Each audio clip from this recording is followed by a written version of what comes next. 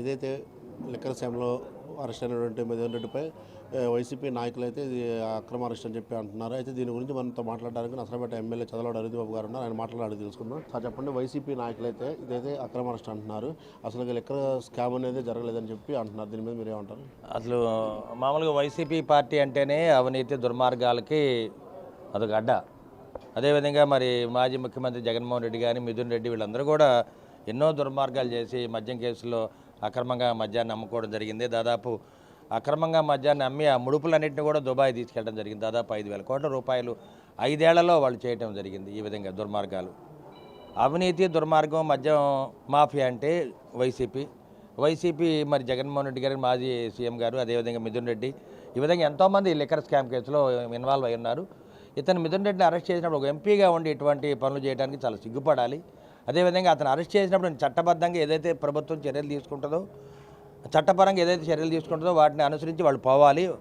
ఒక ప్రజాస్వామ్యంలో ఎన్నికయ్యి ఒక ఎంపీగా ఉన్నప్పుడు అతను అరెస్ట్ చేసినప్పుడు జైలు దగ్గర వాళ్ళ కార్యకర్తలు, నాయకులందరూ కూడా అనవసరమైన రచ్చ సృష్టించడం జరిగింది. ఇది చాలా సిగ్గుచేటు. ఒకటే గుర్తుపెట్టుకోవాలి, వైసీపీ నాయకులు కానీ, కార్యకర్తలు కానీ, మాజీ ఎమ్మెల్యే గోపిరెడ్డి శ్రీనివాసరెడ్డి కానీ, అదేవిధంగా జగన్మోహన్ రెడ్డి గారు కానీ, మిథున్ రెడ్డి గారిని ఒకటే తెలుసుకోవాలి, చట్టబద్ధంగా ఎవరైనా చర్యలు తీసుకోవాలి. ఎవరు తప్పు చేసినా చట్టపరంగా న్యాయం జరుగుద్ది. తప్పనిసరిగా మీరు చట్టపరంగా పోరాడండి. అనవసరంగా రాద్ధాంతాలు సృష్టించి రచ్చ చేయడానికి వీల్లేదని చెప్పి హెచ్చరిస్తూ ఉన్నాం.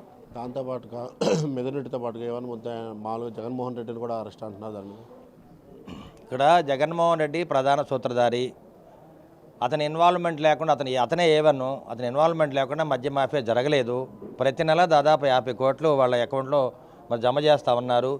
ఇదొకటి మిథున్ రెడ్డి మద్య మాఫియా అయితే, అవినాష్ రెడ్డి ఆ రోజు వివేకానంద రెడ్డి హత్య కేసులో కూడా అతనే ఇన్వాల్వ్ అయ్యని చెప్పి ఆ రోజు కూడా మేము స్టేట్మెంట్ ఇవ్వడం జరిగింది. 5 ఏళ్ల క్రితం కూడా ఈ స్టేట్మెంట్ ఇచ్చాము. ఇవన్నీ కూడా ఎక్కడ కూడా తప్పులు లేవు.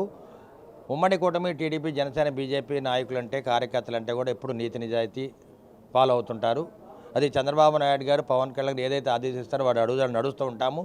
కానీ అక్రమంగా అవినీతి పరంగా చేసే పార్టీ వైసీపీ నాయకులు, అదేవిధంగా జగన్మోహన్ రెడ్డి గారు కానీ, మిథున్ రెడ్డి, అవినాష్ రెడ్డి వీళ్ళందరూ కూడా తెలుసుకోవాలి. ప్రజలందరూ కూడా మిమ్మల్ని కాదని మరి 11 సీట్లు ఇవ్వడం జరిగింది కాబట్టి మీరు సరైన మార్గంలో నడవాలని చెప్పి మేము హెచ్చరిస్తూ ఉన్నాం.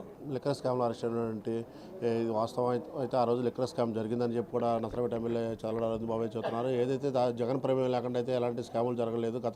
గతంలో ముఖ్యమంత్రిగా ఉండి తన అనుచరులుగా వ్యవహరించినటువంటి అవినాష్ కానీ వీళ్ళందరి చేత అనేక స్కాములు అయితే చేయించారని కూడా చెప్పి నసరాపేట ఎమ్మెల్యే చదలవాడ అరుణ్ చెబుతున్నారు. కెమెరామెన్ నాగరాజ్తో స్వామి, మెగానైన్, పల్నాడు జిల్లా.